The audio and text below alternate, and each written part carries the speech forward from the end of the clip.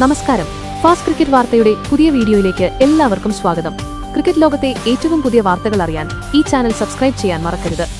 പാക് പടയെ പ്രേമദാസ സ്റ്റേഡിയത്തിൽ ഇന്ത്യ തകർത്തെറിഞ്ഞപ്പോൾ ആരാധകർ ഒന്നടങ്കം ആവേശത്തിലായിരുന്നു.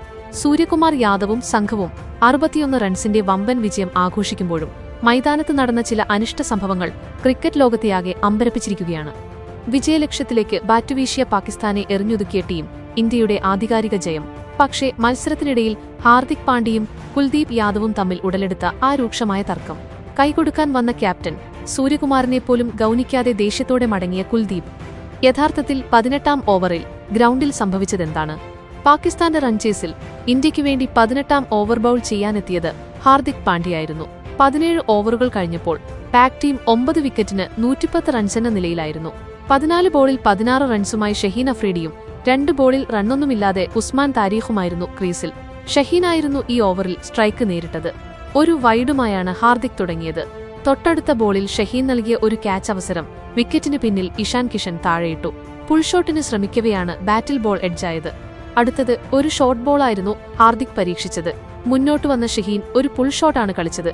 ലോങ് ഓണിൽ ബൗണ്ടറി ലൈനിന് അരികിലുണ്ടായിരുന്ന കുൽദീപ് യാദവിന്റെ കൈകളിലേക്കാണ് ഇത് വന്നത്.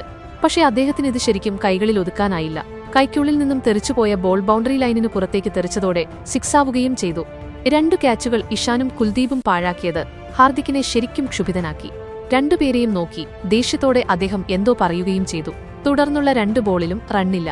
5ാമത്തെ ബോളിൽ ഷഹീൻ സിംഗിളുമെടുത്തു. അടുത്ത ബോൾ നേരിട്ടത് താരീഖാണ്. താരത്തിന്റെ കുറ്റി തെറിപ്പിച്ച് ഹാർദിക് പാക് ഇന്നിംഗ്സ് അവസാനിപ്പിക്കുകയും ചെയ്തു.